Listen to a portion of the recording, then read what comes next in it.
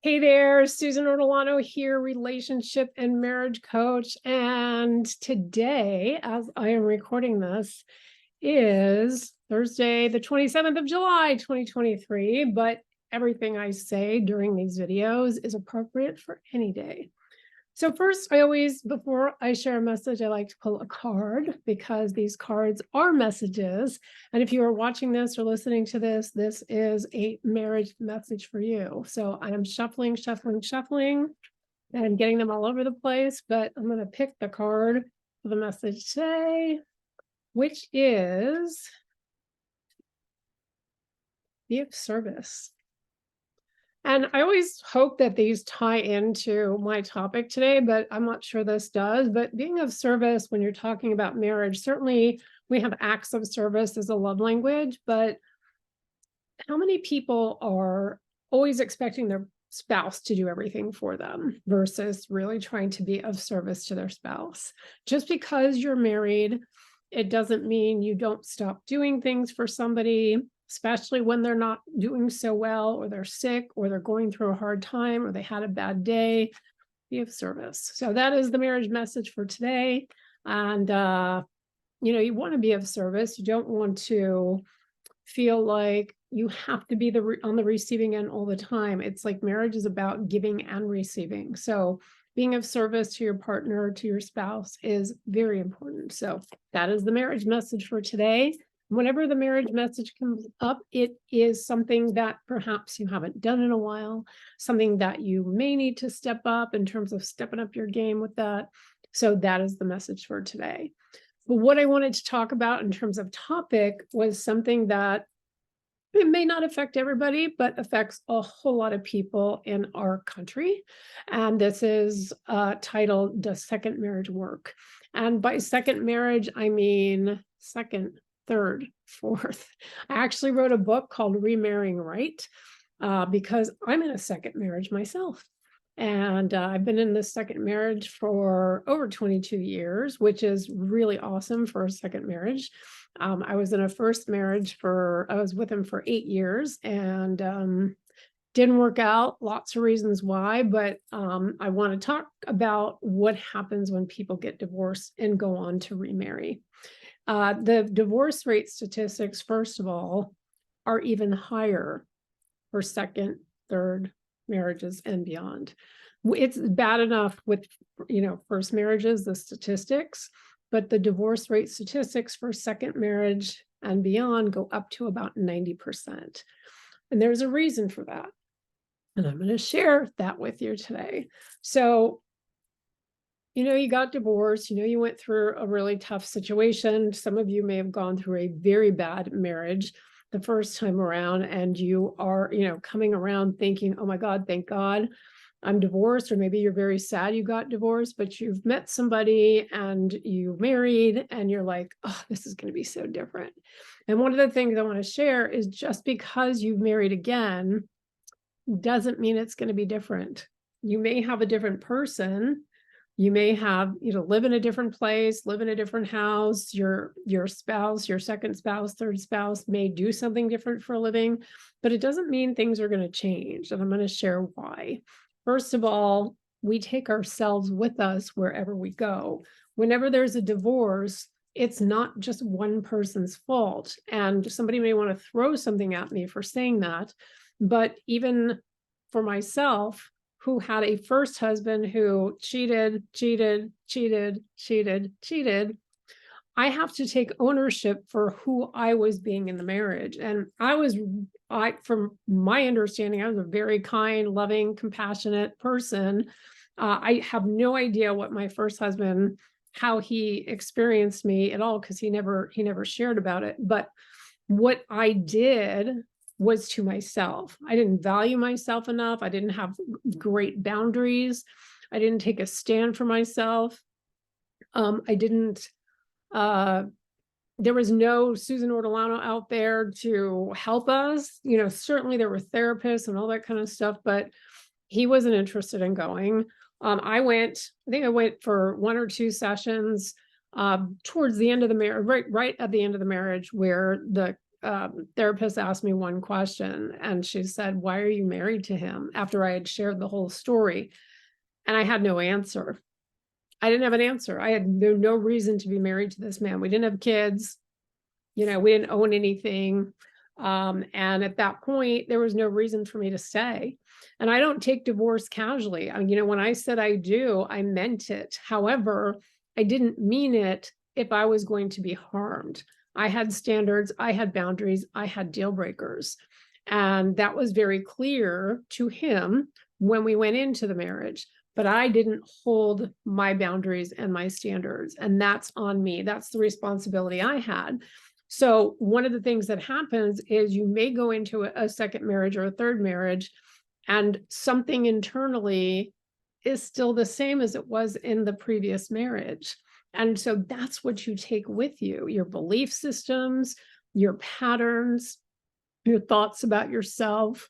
And just because you're with a different person, it doesn't mean all of that goes away.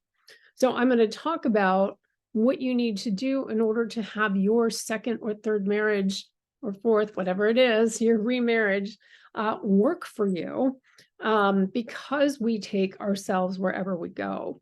And it's certainly really important, especially some of the dynamic that may be added is a blended family. Your new spouse or the spouse that you're with now may have had kids from a previous marriage. You may have kids from a previous marriage, and now you've got a dynamic called blended family, which means there's likely still contact with exes. And that's not always comfortable for people. Sometimes an ex can be really cooperative. Hopefully they've moved on with their life. And sometimes an ex is not very cooperative, and there's a lot of drama provided by that person. And so you want to make sure that a few things, especially if you have a blended family. Number one, you want to take care of yourself. You want to work on yourself. You want to heal. You want to, whatever trauma you had from those previous relationships, and even the trauma you had from your history, you want to work on clearing and healing that, because if you don't, it's going to show up in the marriage you're in right now. That's number one. Number two, you got to make your marriage a priority. I understand if you have kids, if they're not grown, if you've got kids and they're young and they're coming, every weekend, every other weekend, or, you're splitting, however you're splitting them with your ex, you have to make your partner, your spouse, a high priority. And I get it. If you divorce when your kids were really young, you feel like you have to make your kids a priority. And absolutely you do. But you want to prioritize your spouse. And you want to make sure that your spouse feels prioritized. And if both of you have kids from previous marriages, you've got to make sure you prioritize this marriage, because otherwise, if you're prioritizing too many other things and you're not balancing by prioritizing the marriage or each other, this marriage is not going to hold up. It's just not. Definitely, you want to be proactive with getting support, because again, just because you've been married before, it doesn't mean you know how to be married. And a lot of people go from first marriage to second marriage, or second marriage to third marriage, thinking they know how to be married. They know how to be a spouse. They know what to expect. But that's not always the case. It's sort of like you had a dynamic with the person you were first married to. Now you've got a different human being. And it doesn't mean that that human being is going to respond well to how you are. So it's certainly important to get proactive and understand the skill sets you need to be in a marriage. Your first marriage didn't work for many reasons. A lot of those reasons often include not having healed, as I mentioned, and not having the skill set really to actually know how to communicate well, know how to resolve conflict well, know how to be a trustworthy human being, because the person who, let's just say somebody did cheat on their first spouse, they move on to get married again. And that doesn't make them a trustworthy person because they cheated on their spouse before. And even though, we don't want to, people have reasons for doing that. I'm going to do a video on that at some point. I've done a Facebook Live on it in my private group. It just doesn't necessarily mean that you know what you're doing, or you didn't do it right the first time. And if you keep doing the same thing, you're going to get the same result, right? So you're going to have to learn these skills. You have to learn how to be a trustworthy person. You have to step into a deeper level of honesty. You have to really hold this marriage as sacred. You really need to understand what your spouse needs, wants, and requires. And it's the same thing. You deserve that as well. You deserve your spouse to give you that same courtesy, to understand, the skill sets, to learn the skill sets. It's great to learn them together, and not to be embarrassed because you don't know great communication, but to say, hey, nobody taught me this in school. I went through a marriage, didn't work out. Communication was part of that. Poor communication is the number one thing I get when people fill out a form to have a discovery call with me, stating that as the number one problem. And so, trust is generally there. And reestablishing trust after you have gotten divorced and may not have had a lot of great experiences in your first marriage, so your trust has been broken. You've got to become a trustworthy person, and you have to really work on building trust with somebody else. And that does not take reading a book. That does not take, oh, let's figure it out together, or let's just try harder. That takes real learning. So does conscious communication. Conscious communication is just a way of communicating that's going to really, really help your marriage thrive, help you bond, help your level of intimacy, and so many other things. And learning how to resolve conflict. If you were in a previous marriage and you were fighting and fighting and fighting, and you never got to resolve the conflict, you need to learn how to resolve conflict. And if you're experiencing some of these things, or you're seeing things brewing, or you're stifling things because you don't want any of the bad thing to happen in the marriage that you're in now, you definitely need to be proactive and get support. And the last thing is to be really mindful. And what do I mean by being mindful? Mindful is a level of awareness. A lot of people take their spouse for granted. They're not communicating well enough to understand what their spouse needs, wants, and requires. They don't have a level of awareness about what's going on. They don't even have a level of awareness about themselves.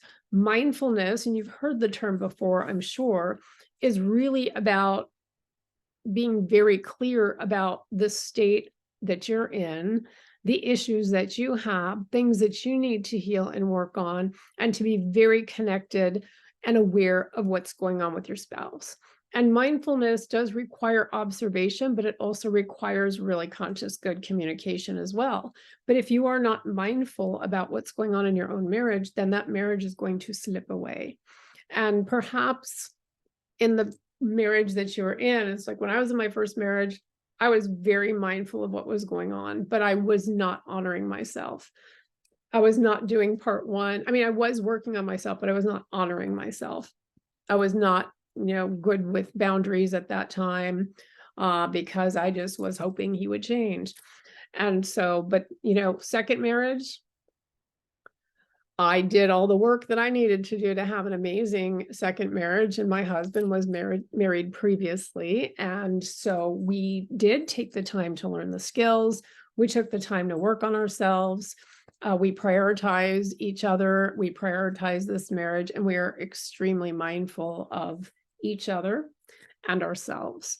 So those are 5 things you can do to make sure that your second marriage or third marriage, whatever marriage you're in, even your first marriage, but if you are in a remarriage situation, these are things that you want to do. There's a whole list of things that are really incredibly helpful for people who get remarried. But again, don't think just because you've been married before, you're going to knock it out of the park, because again, you're going to be confronting things about yourself that you may have not healed before.